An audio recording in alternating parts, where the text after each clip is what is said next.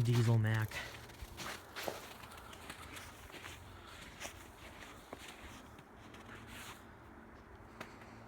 Ancient B-body Mack from the 50s, probably 60s, I guess. I don't know. Michigan crane.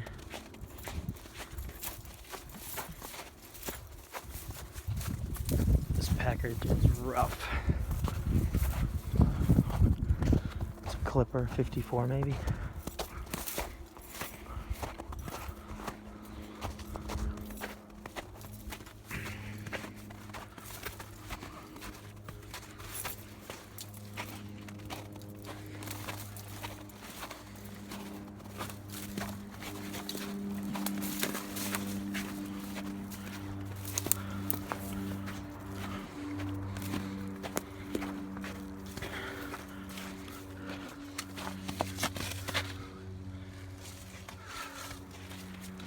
Old Malibu, looks like a 72. No, actually 70.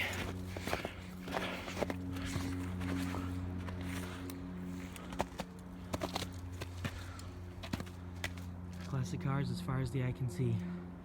There's hundreds here. This is just my first attempt to make a quick video of some of the stuff that's closer to the entrance of the junkyard. There's a whole separate section that's sort of the other way to come in, and that I never made a video of, and there's only a few photos I have on Flickr of it. Let's go look around a little more, and then I'll make a second one eventually. Old radio truck.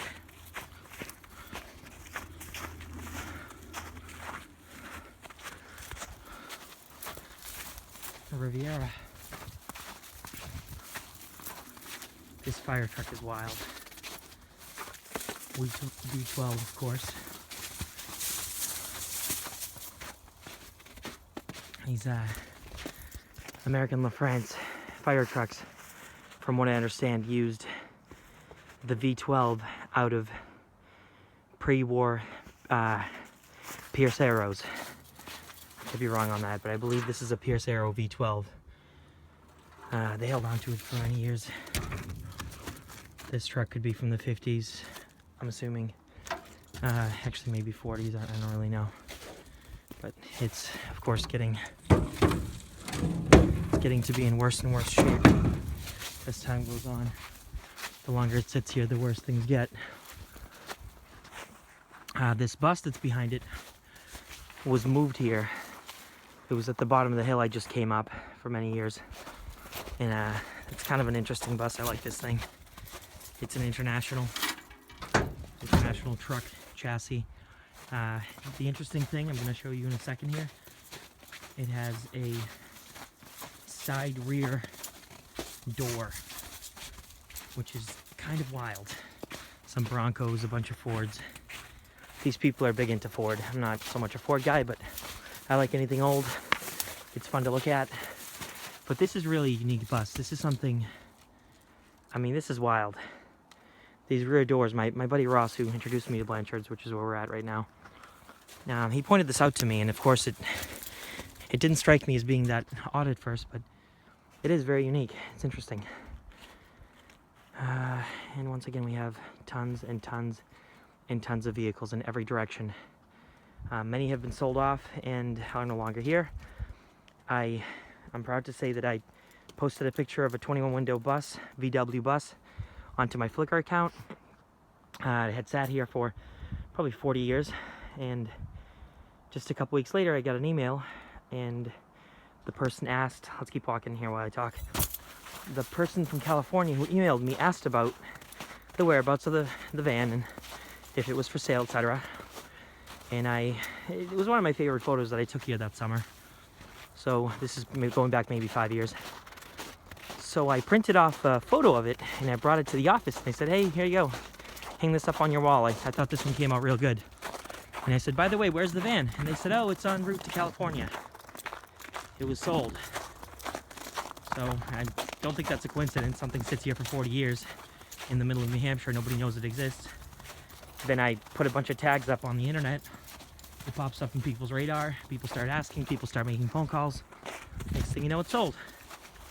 So I hope that van gets restored. Some interesting pre-war chassis here. Wooden wheels. When the last time you went to a junkyard and you saw a vehicle with wooden wheels? This is really not all that exciting. Most of this junk is, well, Mustangs and things like that. I know some people that's exciting. To me, it's not so much.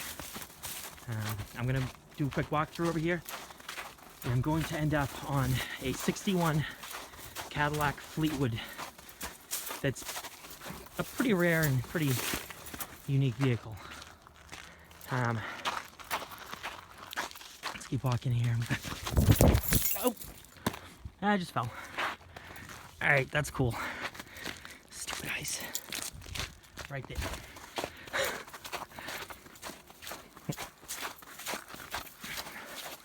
This is one of my favorite cars here. It's a 1961 Cadillac Fleetwood 4-door hardtop. It's pretty rough. It was sitting under a pine tree out front for many years. And I've oftentimes been known to say that I want this car bad.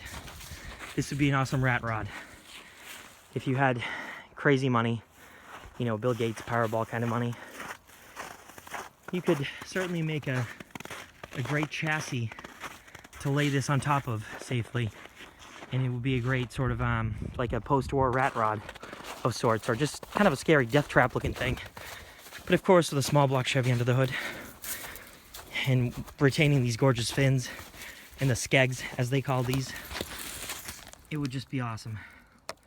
I absolutely love this car. This is my favorite post-war Cadillac. From 1946 forward, nothing is as cool as this car.